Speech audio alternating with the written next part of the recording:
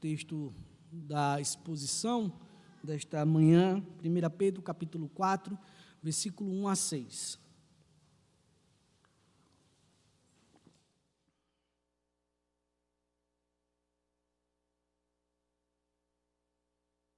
Pedro, capítulo 4, versículo 1 a 6. A carta de Pedro tem sido exposta lá na congregação de Monte Alegre e também de Poço Redondo, que é onde normalmente eu estou, todos os domingos. Tem sido uma grande bênção meditar na carta do apóstolo Pedro e quero também compartilhar essa bênção com os irmãos nessa manhã. 1 Pedro, capítulo 4, versículo 1 a 6. Diz assim a palavra do Senhor. Ora, tendo Cristo sofrido na carne, armai-vos também vós do mesmo pensamento, pois aquele que sofreu na carne deixou o pecado, para que, no tempo que vos resta na carne, já não vivais de acordo com as paixões dos homens, mas segundo a vontade de Deus. Porque basta o tempo decorrido para teres executado a vontade dos gentios, tendo andado em dissoluções, concupiscências, borracheiras, orgias, bebedices e em detestáveis idolatrias. Por isso, difamando-vos, estranham que não concorrais com eles ao mesmo excesso de devassidão, os quais hão de prestar contas àquele que é competente para julgar vivos e mortos.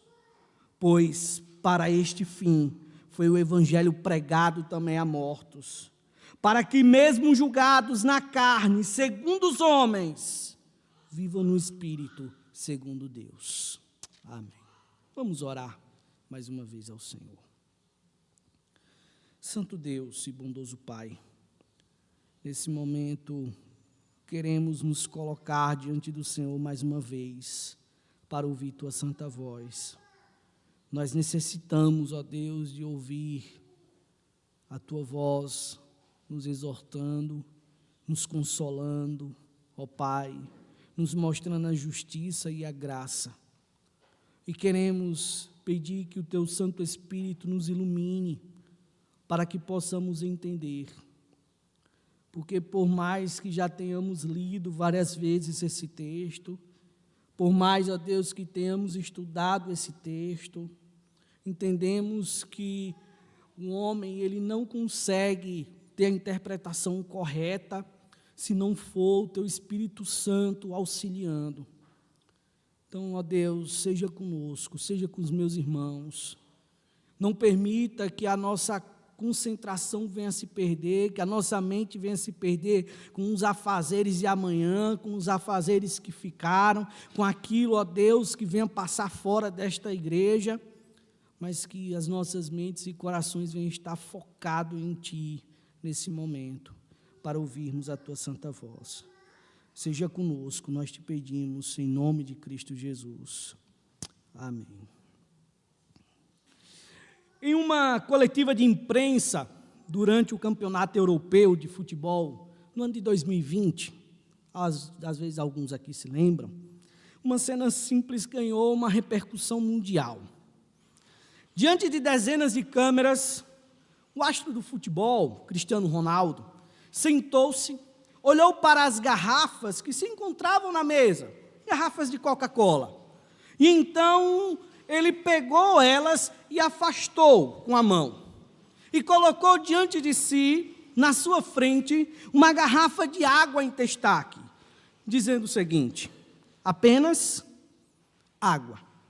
O gesto durou poucos segundos, foi muito rápido, mas comunicou muito naquele momento. Naquele momento ele deixou claro que sua escolha pessoal não seria guiada pelo que estava diante dele, nem pela pressão do ambiente, nem pelo que todos consideravam normal. Havia uma convicção interna dentro daquele jogador, uma convicção determinante, que determinava a sua atitude. E essa cena, meus irmãos, ela nos ajuda a entender esse texto que lemos aqui em 1 Pedro, capítulo 4, versículo 1 a 6.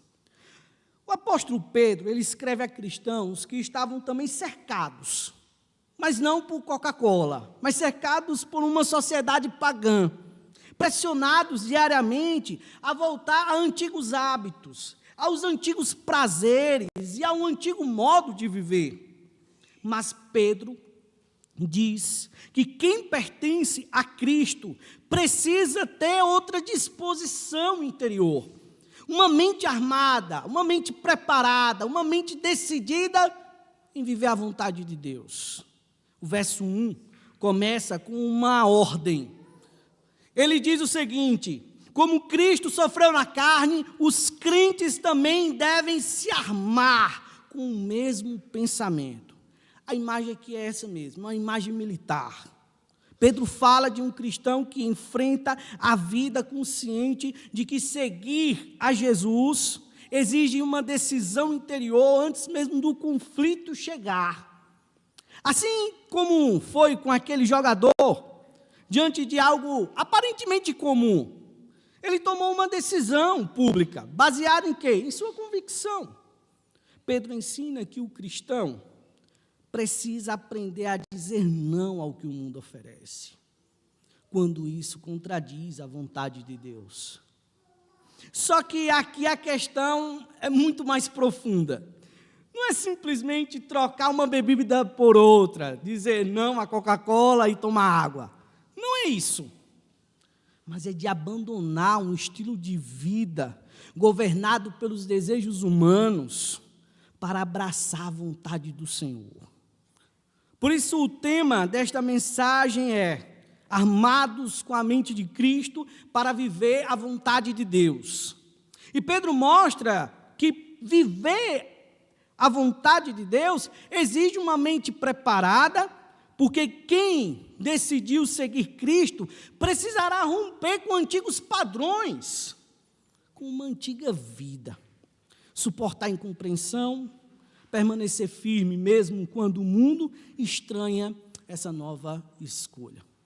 Nós vemos primeiramente isso nos versículos 1 e 2, quando ele nos fala que devemos ter uma mente armada. No versículo 1 e versículo 2, Pedro diz o seguinte: ora, tendo Cristo sofrido na carne, armai-vos também vós do mesmo pensamento, pois aquele que sofreu na carne deixou o pecado, para que no tempo que vos resta na carne, já não vivais de acordo com as paixões dos homens, mas segundo a vontade de Deus. Pedro inicia, meus irmãos, esta nova sessão da carta, retomando aqui o que ele havia falado anteriormente, no final do capítulo 3. Porque no final do capítulo 3, ele termina falando que Cristo sofreu na carne. E Cristo sofrer na carne, ele quer dizer, então, que Cristo realmente morreu, Cristo realmente sofreu, Cristo era homem, ele sentiu dor realmente. Então, a expressão aqui, ora tendo Cristo sofrido na carne, mostra que o apóstolo não começa um assunto novo, mas está conectado a tudo aquilo que ele já falou antes, aquilo que ele já desenvolveu anteriormente, que é o sofrimento redentor de Cristo, que foi apresentado no capítulo 3, versículo 18. Ele inicia, com a palavra ora. Ele quer indicar que porque Cristo sofreu na carne, de modo real, em sua condição humana, os crentes devem então agora tirar implicações para a própria vida. Quando Pedro diz, armai-vos também vós do mesmo pensamento, ele usa um termo militar aqui. E que significa literalmente o quê? É tomar armas, é equipar-se, é se preparar para a batalha, para a guerra. A imagem aqui é que a vida cristã ela não é passiva, não é você chegar simplesmente, sentar no banco, cruzar os braços. Não, mas exige preparo para enfrentar a oposição, para enfrentar o sofrimento, as tentações, para lutar contra a sua própria carne. A arma mencionada aqui, ela é muito interessante, porque não é uma arma exterior, não é uma faca, uma espada, um revólver, um fuzil, não. A arma aqui é o mesmo pensamento, isto é, a mesma mentalidade de Cristo, A mesma mentalidade. Literalmente é a mesma mentalidade de Cristo. O crente, então, ele deve adotar que mentalidade? Qual é a atitude? A atitude de Cristo diante do sofrimento. Qual foi a atitude de Cristo diante do sofrimento? Submissão ao Pai. Fidelidade à vontade divina, mesmo indo para a cruz. E prontidão para suportar perdas sem abandonar a obediência. Então, ele está falando que esse deve ser o nosso pensamento. Essa deve ser a nossa mentalidade. Essa deve ser a nossa arma. Sermos fiéis a Deus, mesmo diante do sofrimento. A frase seguinte, né, pois aquele que sofreu na carne, deixou o pecado, não ensina aqui perfeição. Não é isso. Mas ele nos ensina uma ruptura com o domínio do pecado. Aquilo que nós lemos no início, em Romanos capítulo 6, versículo 1 a 14. Então, Pedro não afirma aqui que o sofrimento em si purifica automaticamente.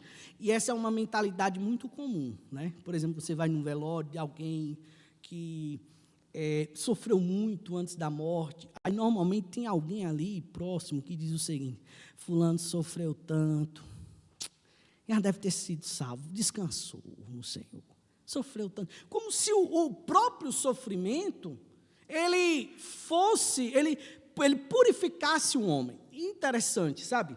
Porque isso é um pensamento católico. Pensamento do purgatório. Esse é o pensamento do purgatório, né? O purgatório, né, vem do verbo expurgar, que é limpar.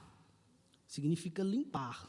E qual é o entendimento do purgatório? É que você está ali, você não é nem tão mal para ir para o inferno direto, nem tão bom para ir para o céu logo. Aí você está ali, se purificando, para que então você depois possa entrar no céu. Esse é o entendimento do purgatório.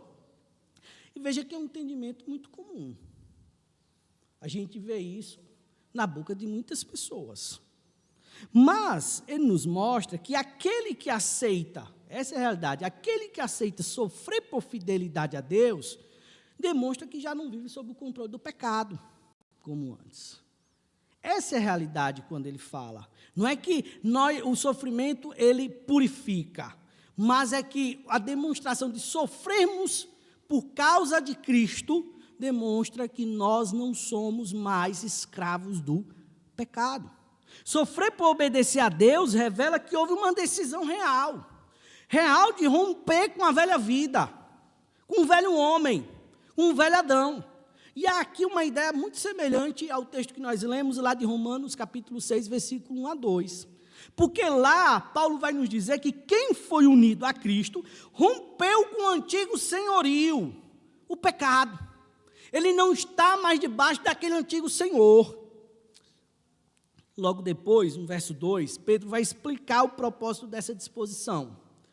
Ou seja, pensamento. Ele vai dizer assim: para que no tempo que vos resta na carne, já não vivais de acordo com as paixões dos homens, mas segundo a vontade de Deus.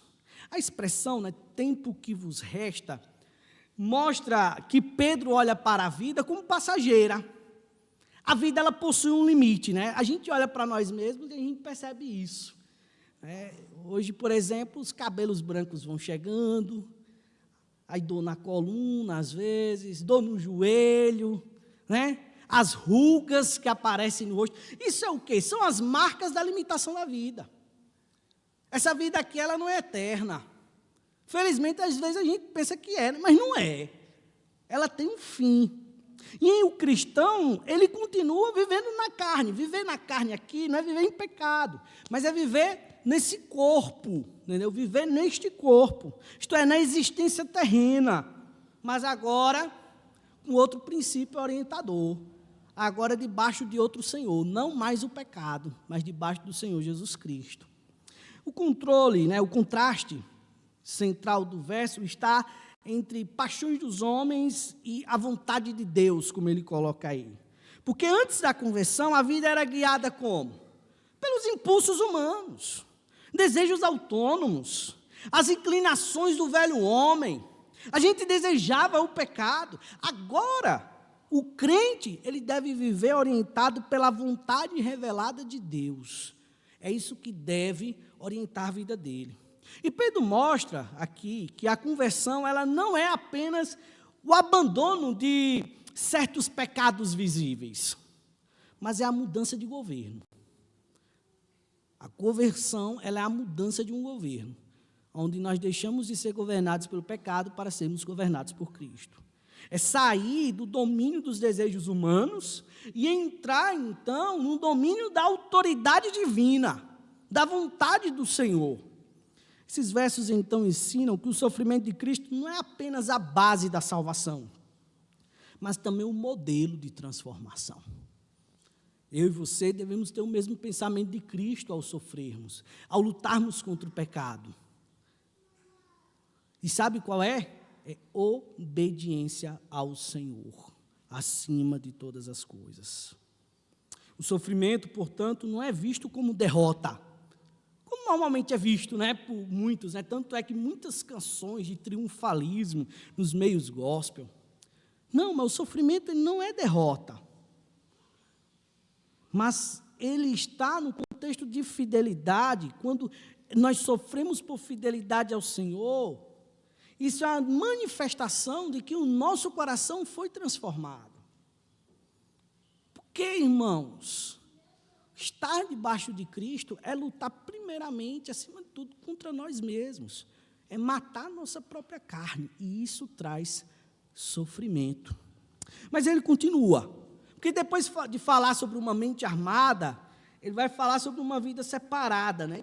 E nesse caso aqui, ele vai falar de forma mais clara sobre a santificação. Isso é muito interessante, porque a palavra santo significa separado. Aí no versículo 3 e 4, presta atenção na leitura.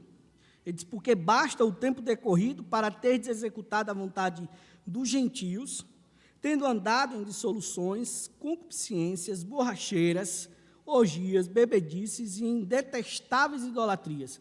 Por isso, difamando-vos, estranham que não concorrais com eles ao mesmo excesso de devassidão. Pedro agora vai aprofundar a consequência prática do que ele acabou de afirmar nos versos anteriores, né? Primeira consequência é o quê? Devemos sofrer pelo Senhor com fidelidade ao Senhor. Não importa o que aconteça, devemos ser fiéis ao Senhor. E qual é agora a outra consequência? É a santificação. Porque se agora o cristão vive para a vontade de Deus, então ele precisa reconhecer que o passado pecaminoso não deve ser repetido. Ou como normalmente é falado, né, popularmente, o passado ficou para trás. Não deve ser vivido novamente. E a frase aqui significa literalmente, logo no início, né, no versículo 3, é, porque basta o tempo decorrido. A palavra basta, ela aparece primeiro. Isso é interessante porque ele coloca essa palavra logo no início aí do versículo para dar uma ênfase. Pedro quer dizer que o tempo gasto longe de Deus já foi mais do que suficiente, já foi mais do que bastante. Já foi muito. E há aqui uma forte consciência de ruptura, né? A conversão marca um antes e um depois. A gente não pode voltar mais para o antes. Devemos continuar a seguir no depois, né? E quando ele afirma, para terdes executado a vontade dos gentios, ele estabelece um contraste com o verso 2. Porque lembra que no verso 2 ele falou sobre a vontade de Deus? Antes, a vida era como? Orientada pelo padrão dos povos pagãos. Agora deve ser como? Governada pela vontade divina. O contraste aqui é intencional. Não existem dois senhores para a existência cristã. Ou você serve a Deus ou você serve o diabo. Isso é duro muitas vezes, né? Porque tem gente que acha que tem como ser amigo de Deus, mas não ser servo de Deus. Não tem como. Ou você serve ao Senhor, ou você serve o diabo. Não existe meio termo. Não existe meio caminho. Ou a pessoa vive segundo os desejos humanos, ou vive debaixo da vontade de Deus.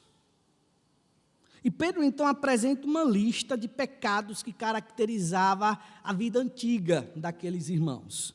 Quais são eles, né, os pecados? Dissoluções, concupiscências, que são desejos depravados, desejos proibidos, borracheiras, orgias, bebedices e detestáveis idolatrias. Essa consequência, essa sequência, né, ela não é aleatória. Não é que Pedro chegou e disse assim, eu preciso escrever aqui, vou dar um volume maior à carta para as pessoas verem que eu escrevi bem, então vou jogar qualquer palavra aqui. Não, de modo algum, ela não é aleatória. Ela descreve um ambiente típico do paganismo do primeiro século, especialmente associado, sabe ao quê? Aos cultos, às festas cultuais, às práticas sociais marcadas por excessos morais e religiosos.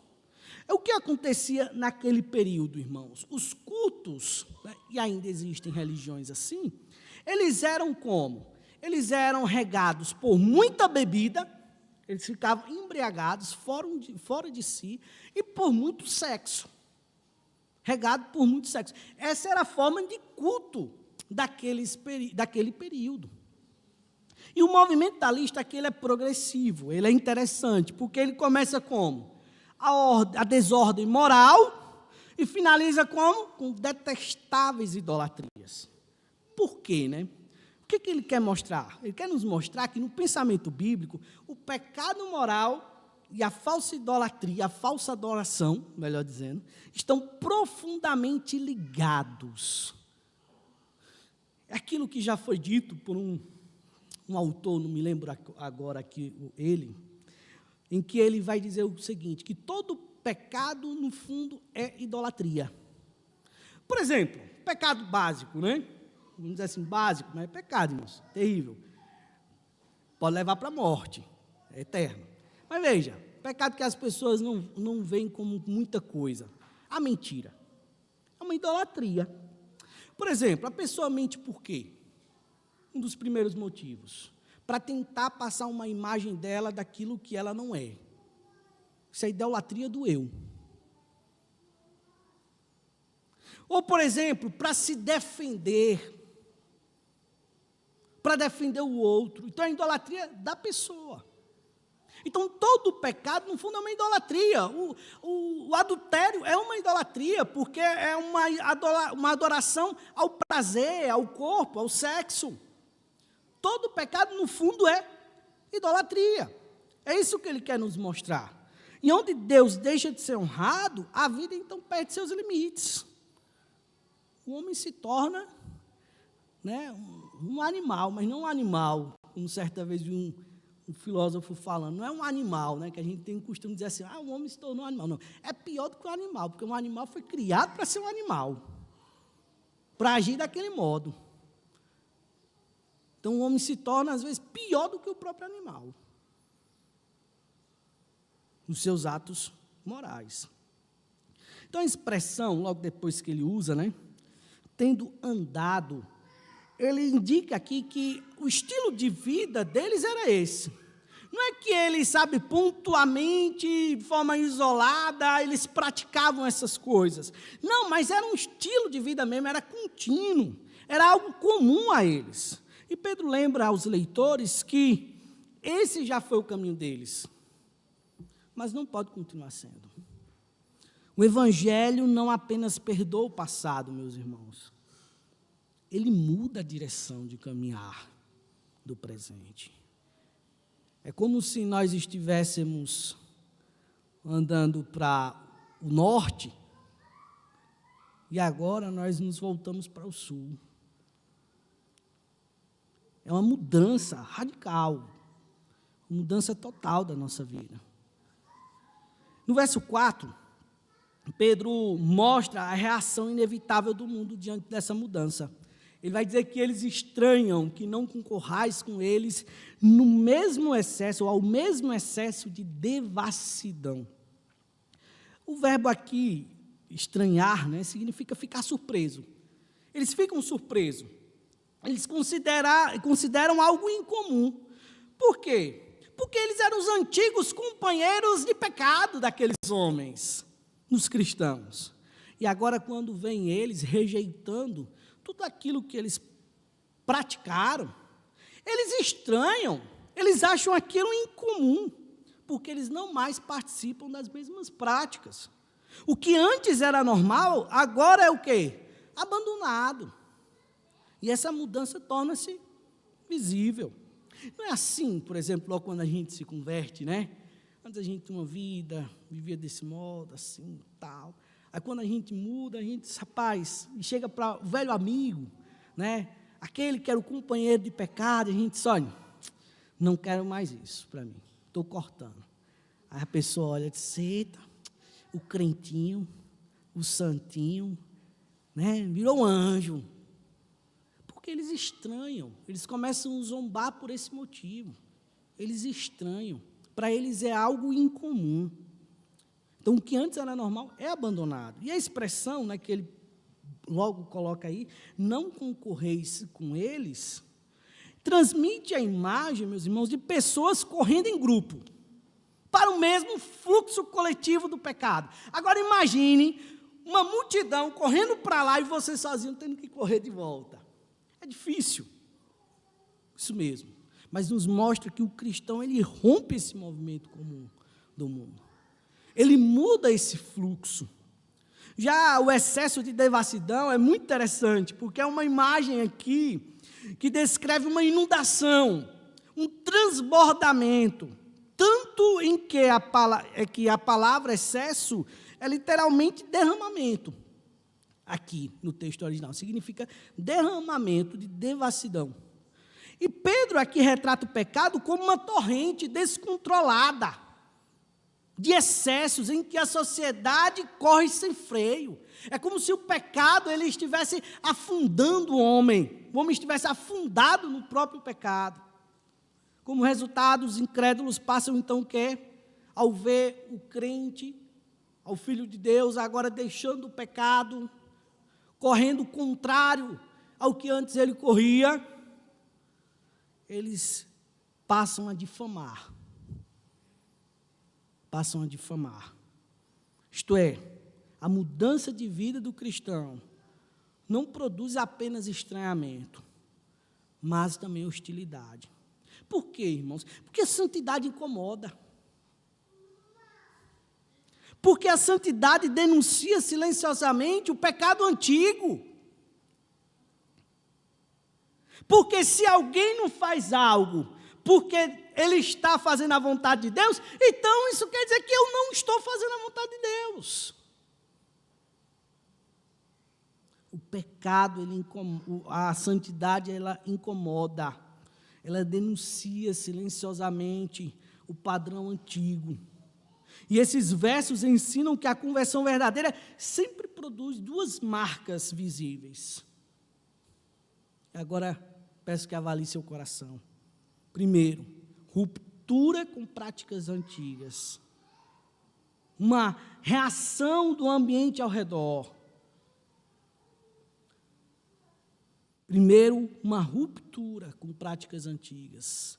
E segundo, uma reação do ambiente ao redor. Aqueles que não amam o Senhor também não vão te amar quando você, por meio de sua vida, denunciar os pecados deles. Pedro, então, prepara seus leitores para entender que ser diferente inevitavelmente gera oposição. A santidade não é invisível, ela altera relações, hábitos, expectativas. O passado ficou para trás. E justamente por isso o mundo reage de forma contrária. Então ele continua no versículo 5 a 6. Ele vai nos dizer o seguinte: os quais hão de prestar contas àquele que é competente para julgar vivos e mortos, pois para este fim foi o evangelho pregado também a mortos, para que mesmo julgados na carne segundo os homens, vivam no Espírito segundo Deus. Veja, depois de mostrar que os incrédulos estranham a mudança de vida dos cristãos e até os insultam, Pedro introduz agora nos versos 5 e 6 uma visão decisiva na vida cristã. A última palavra não pertence aos homens, mas pertence a Deus. O verso 5 começa dizendo o seguinte: os quais hão de prestar contas àquele que é competente para julgar vivos e mortos.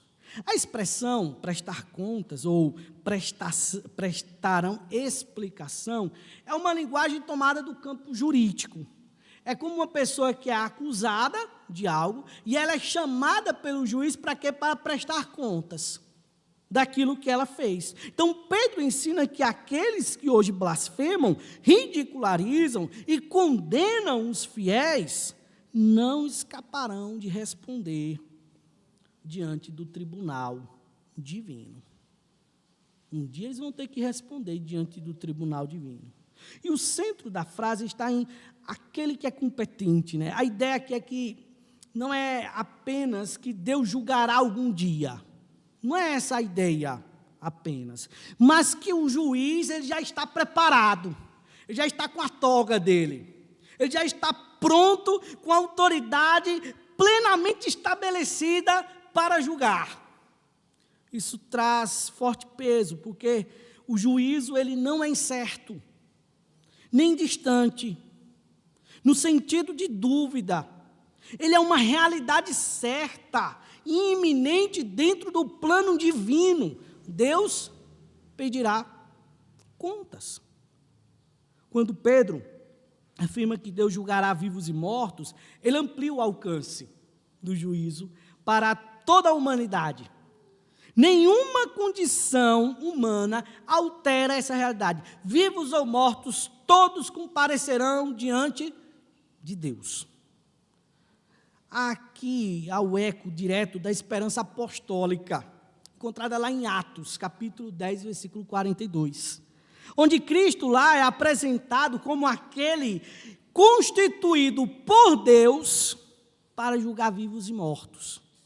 O mesmo Cristo, e veja, isso aqui é maravilhoso, porque o mesmo Cristo que sofreu injustamente, o mesmo Cristo que foi pregado na cruz, que foi julgado por pecadores, é agora o juiz que julgará todos os homens.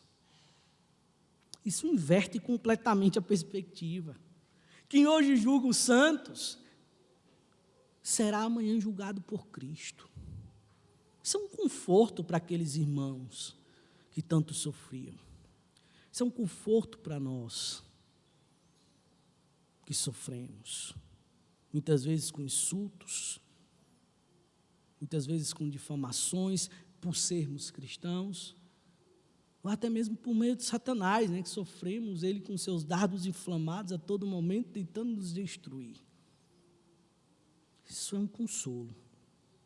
No verso 6, Pedro acrescenta, né, e diz assim: pois para este fim o evangelho foi pregado também aos mortos. Esta é uma das expressões mais debatidas da carta, essa e a anterior, quando vai falar sobre Noé. Mas no contexto, meus irmãos, o sentido mais coerente é que Pedro se refere a pessoas que ouviram o evangelho quando ainda estavam vivas, creram e agora já morreram. Por quê? Ele vai falar, né, que o evangelho, como ele coloca aqui, foi pregado também aos mortos. No entanto, nós devemos fazer um negócio que é uma regra simples de interpretação bíblica. Caso vocês não saibam, anotem aí já para aprenderem. Que é o quê? A Bíblia responde à própria Bíblia. Mas se você tem um autor, você tem um livro, o autor está vivo, você tem uma dúvida sobre o livro, a quem você pergunta? Aí tem gente que diz, é o ChatGPT. Não. Você deve perguntar a quem? Ao autor, porque o autor vai saber explicar. O autor vai saber dizer qual é o significado. E quando nós olhamos para Hebreus vai dizer que logo após a morte, o que é que vem? Juízo. Então não existe uma segunda chance depois da morte. Então o que ele está falando aqui, quando ele fala sobre pregado, né, o evangelho pregado à morte, ele está falando de pessoas que ouviram o evangelho quando estavam vivas. No entanto, entanto, essas pessoas agora se encontram como mortas. Então, não se trata de uma pregação após a morte, mas agora aqui de crentes falecidos, cuja situação poderia levantar uma pergunta. E é por isso que ele fala. Qual era a pergunta que poderia se levantar? A esperança acabou? Porque eles morreram. A palavra não fala, o Evangelho não fala que haverá vida eterna, vida para sempre, vida abundância. E agora? Então, ele quer nos mostrar que essas pessoas estão seguras em Cristo, do mesmo jeito. Eles receberam o Evangelho em vida e eles se encontram agora com quem? Com o Pai. Por exemplo, como está lá na parábola do rico, né, o mendigo e o rico, né, Lázaro e o rico. Quando vai falar que Lázaro, o mendigo, ele se encontra onde? No seio de Abraão, usufruindo já das bênçãos celestiais e esperando o dia que seu corpo ressuscitará para então se encontrar, viver eternamente com o Pai, com o corpo ressurreto. Logo depois, ele vai usar uma expressão, né? Para que mesmo julgados na carne, segundo os homens, e aqui significa o quê? Que do ponto de vista humano, esses crentes que receberam o Evangelho em vida e agora estão mortos, esses crentes experimentaram aquilo que todos experimentam. O quê? Sofrimento, condenação e até mesmo morte física. Aos olhos humanos, eles pareciam como? Derrotados. Porque essa é a mentalidade dos inimigos do Senhor, né? Eles estavam ali servindo a Deus, nós vamos fazer o quê? Vamos matá-los. Aí matou. Então, os inimigos pensam o quê? Nós vencemos, nós conseguimos. Mas não, porque o mundo ele vê apenas o que os olhos conseguem ver. Corpos frágeis, perseguição, morte. Mas Pedro imediatamente acrescenta o contraste decisivo. Ele diz, vivam no Espírito segundo Deus. Aqui está a resposta do Evangelho. Embora julgados na carne, eles vivem diante de Deus. Embora mortos, embora decapitados, alguns até esquartejados, mas agora eles estão diante de Deus. A morte física não anulou a vida recebida em Cristo. O verbo viver aqui é interessante porque ele está ligado a isso mesmo, a realidade da vida verdadeira, aquela que é sustentada por Deus, a vida que está além da morte. A estrutura do verso ela é profundamente consoladora para nós, porque mostra que julgados segundo os homens, mas somos como? Vivos segundo Deus.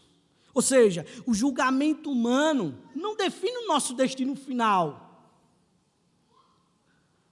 Não, o mundo ele pode condenar, e o mundo condena, mas Deus concede a vida eterna. Dentro do fluxo dessa perícope, esses versos fecham então o argumento iniciado lá no versículo 1. Cristo sofreu, os crentes também sofrem. O mundo reage com hostilidade, alguns até morrem. Mas Deus julga os perseguidores e preserva a vida dos seus. Pedro quer que seus leitores entendam uma coisa: a fidelidade a Cristo nunca termina em derrota. Tudo em nossa vida, irmãos, tirando Cristo, é incerto. Se a gente vai ter muito tempo de vida, se a gente vai ter o que comer, tudo isso é incerto. Mas tem uma coisa que é certa: aqueles que continuam fiéis a Cristo, sua vida nunca terminará em derrota. Mesmo quando há sofrimento, mesmo quando há exclusão, mesmo que venha a haver morte por causa de Cristo, o Evangelho continua triunfando, porque a vida diante de Deus permanece para sempre.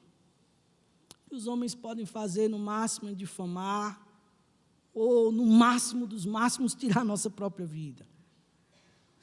Mas o juízo final corrige toda injustiça e revela quem verdadeiramente pertence ao Senhor.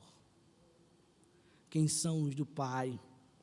Quem são aqueles que ouvirão: vinde a mim, benditos do meu Pai? Mas também aqueles que ouvirão: afastai-vos de mim, porque eu não vos conheço.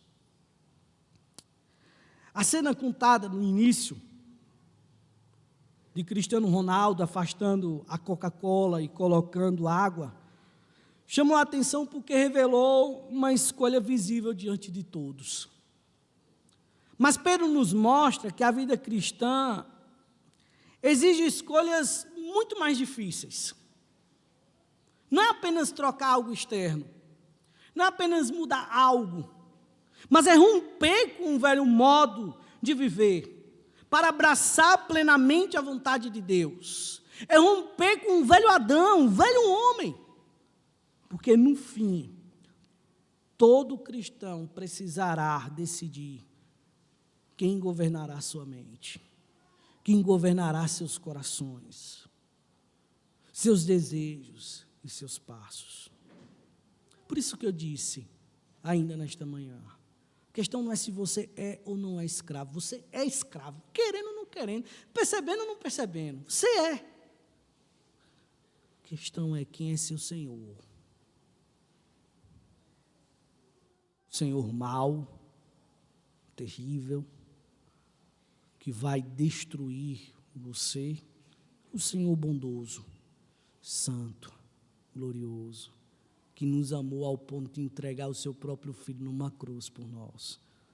Pedro lembra que o tempo passado, ele já foi suficiente para viver segundo os desejos humanos. Agora, quem pertence a Jesus não pode continuar sendo moldado pelos antigos padrões, aquela antiga vida que nós tínhamos antes, sabe? Não. O mundo ele estranha, o mundo ele deve criticar, e deve mesmo, porque a santidade ela incomoda. O mundo vai zombar, mas isso não altera a verdade de que todos prestarão contas diante daquele que está pronto para julgar vivos e mortos. É exatamente aqui que o Evangelho brilha, meus irmãos. Porque Cristo não apenas nos mandou mudar de vida, Ele sofreu por nós. Ele venceu o pecado e nos deu uma nova mente, uma nova disposição, uma nova direção e uma esperança. Ele mesmo enfrentou rejeição. Ele suportou o sofrimento e permaneceu totalmente submisso à vontade do Pai, até mesmo quando ele suou sangue. Por isso, estar armado com a mente de Cristo significa olhar para Jesus todos os dias e dizer: minha vida não será guiada pelo que o mundo oferece, mas pela vontade daquele que morreu e ressuscitou por mim. Talvez hoje haja garrafas em sua vida, diante de você, propostas, hábitos, desejos, ambientes e escolhas que aos olhos dos homens e talvez até aos seus olhos, em alguns momentos, pareçam normais. Mas essas garrafas tentam empurrar seu coração para longe de Deus, dia após dia, aos pouquinhos. E é isso, é por isso que a gente muitas vezes não percebe, irmãos, porque Satanás, ele é sutil. Ele não vai chegar derrubando a porta. Não. Ele vai chegar abrindo uma brecha pequena. E aos pouquinhos ele vai escancarando essa porta. A pergunta é: o que sua mente armada em Cristo fará diante disso? Que ao sair daqui, cada um possa decidir com firmeza, não viver mais para os desejos humanos, não viver mais segundo a sua vontade, não viver mais segundo os padrões antigos, mas viver para a vontade do nosso Senhor. Amém. Vamos orar nesse momento. Santo Deus e bondoso Pai, pedimos que o Senhor nos abençoe. Nos santifique, ó Deus, para que venhamos viver para a glória do Senhor. Nós somos pecadores e necessitamos de Ti, dia após dia. Nos abençoe e nos molde a imagem do Teu Filho, Senhor Jesus Cristo. É que nós oramos nesse momento. Amém. Vamos cantar ao Senhor nesse momento, meus irmãos.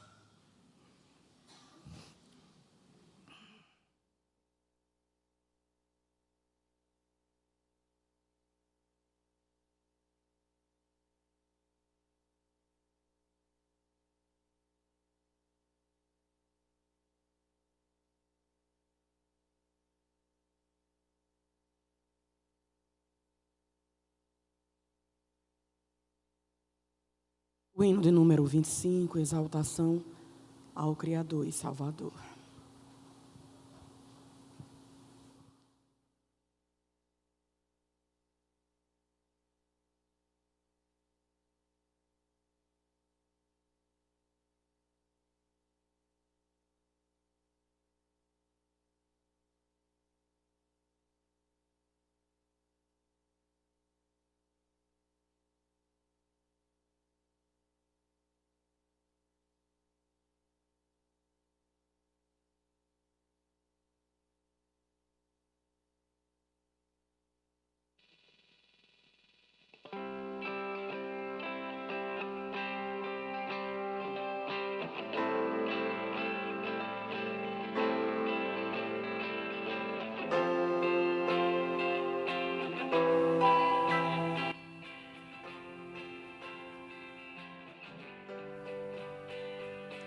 Deus do infinito Criador, que deste aos astros seu fulgor, tuas obras te proclamam, ao explorarmos a amplidão, obra sem par da tua mão, extasiados te louvamos.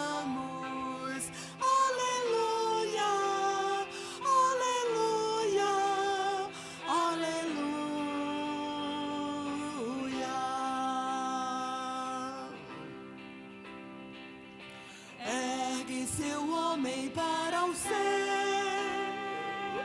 deixa o planeta em que nasceu, oh conquista sem limites, como haveremos de entender que Deus quisesse aqui viver, Deus eterno entre os homens.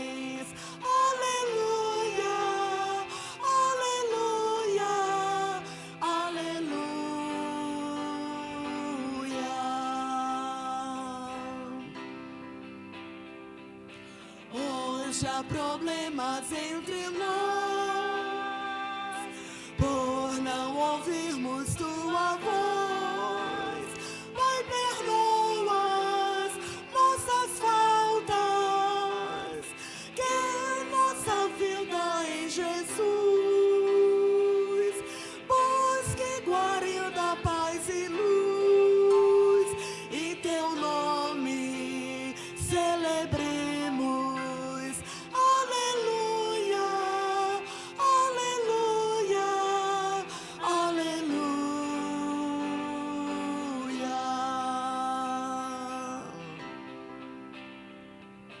No grande plano divino dessa harmonia universal, Deus com grande amor salvou-nos, Ele nos deixa conhecer toda a extensão do seu poder, revelado no universo.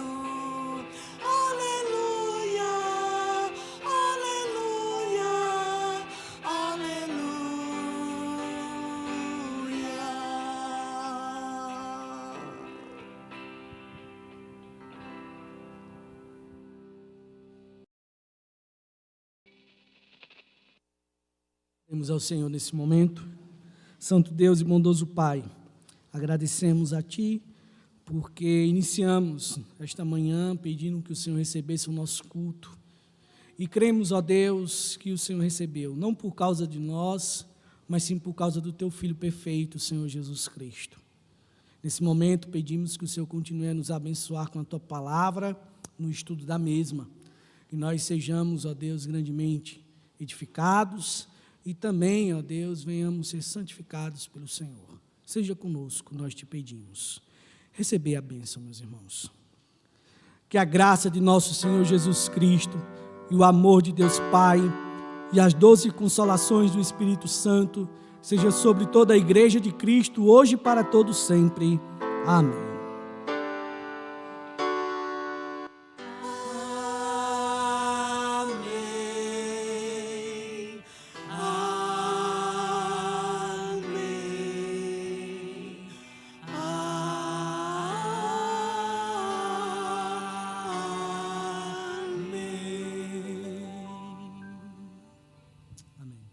Meus irmãos, pequeno intervalo são